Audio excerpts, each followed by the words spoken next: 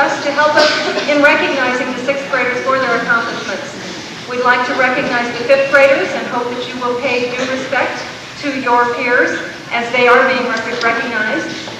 I want to thank especially a group of 4 parents who worked very hard to make this event possible. They are Mrs. Cindy Robertson, Mrs. Sarah Quillen, Mrs. Charlotte Westling, and Mrs. Perry LeBate. They are responsible for planning the event and for doing the decorating and coordinating all of the logistics, and we're very appreciative of the work that they do.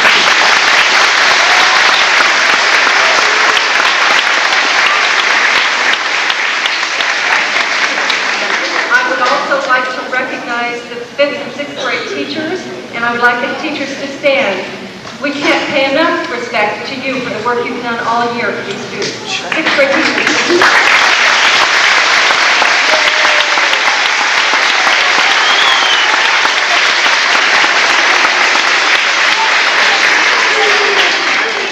We have, and I think what will be a very interesting program planned for you this morning, so I'd like to just begin right away with the slideshow from Outdoor Lab School. The 6th graders attended Lab School just 2 weeks ago, and I don't believe they've seen this yet, so it will be a treat for all of us, and I'll turn it over to Ms. Lickman to show the slideshow.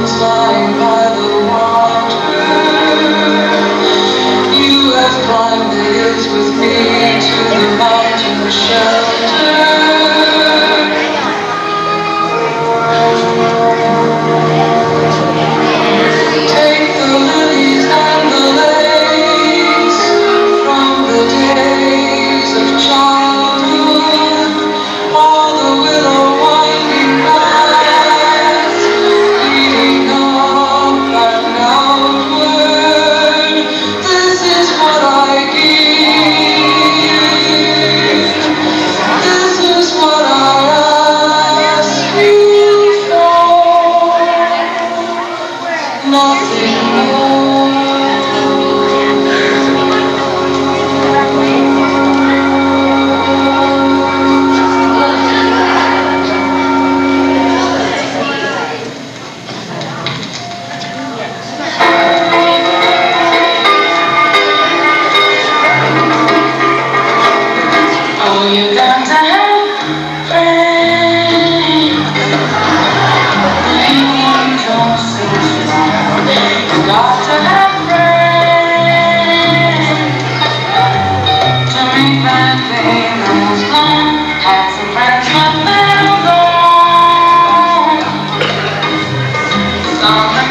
took them away and on the Reading this page has an amazing skill called literacy.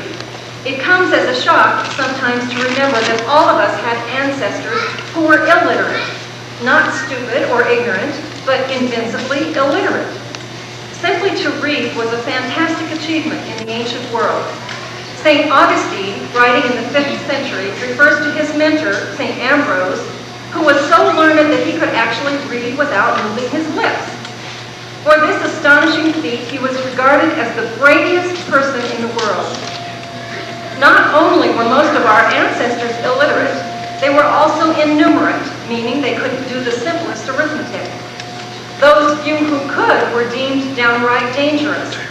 A marvelous warning attributed to Augustine holds that Christians should stay away from people who could add or subtract.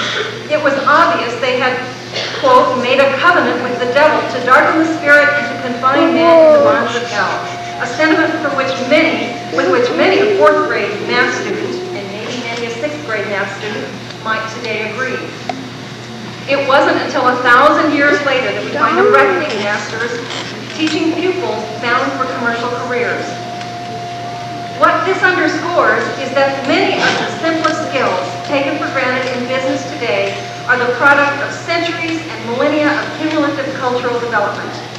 Knowledge from China, from India, from the Arabs, from Phoenician traders, as well as from the West is an unrecognized part of the heritage relied on today by business executives all over the world. Successive generations have learned these skills, adapted them, transmitted them, and then slowly built on the result. All economic systems sit upon a knowledge base.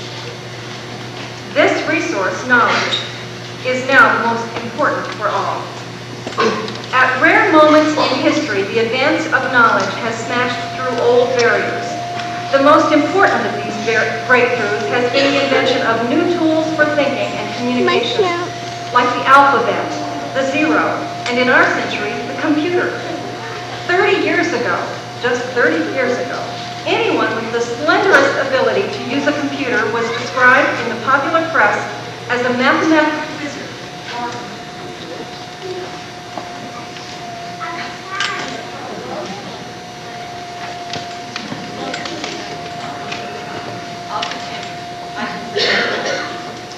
As a mathematical wizard or a giant brain, exactly as St. Ambrose was in the age of moving lips. Now, if you look at things from this perspective, it's very easy to predict some of the things which many of you included in the memory book which you're going to be given today that was put together by the parents who organized this activity today. For example, Matt McHugh, in his vision of the year 2000,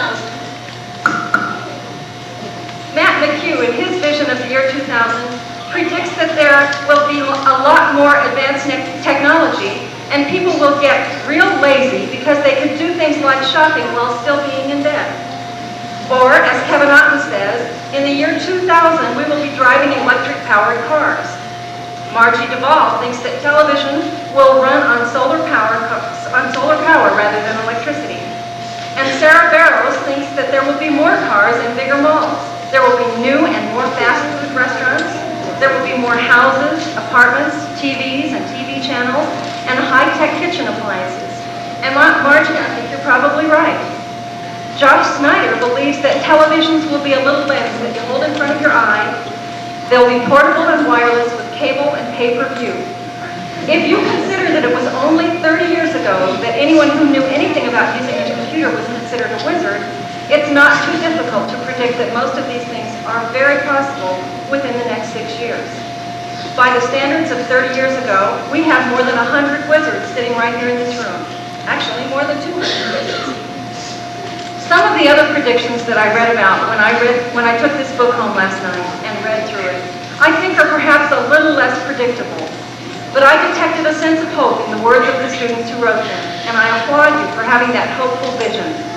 Many of you said that you believe there will be cures for diseases like AIDS and cancer. That was so good. She said, like, I wish you could be back in because I had no picture on that little outfit. Still, man.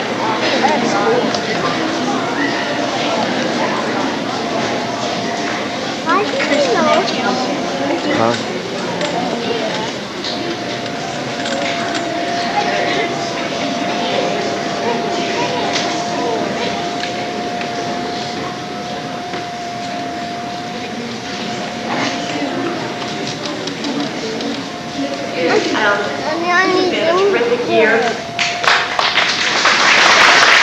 And if you could hold your applause, and we'll line them up over there, and we'll hold the applause to the end. Clint Cadigan. John Harvey. Rachel Hattrick.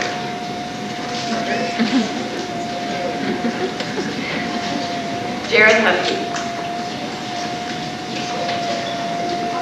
Tina Johnson. Jason Clicka. Matt McCarthy. Brittany Quillen. Evelyn Salia. Kristen Salek. Carrie Wesley. Hoot White. Brian Zimmerman.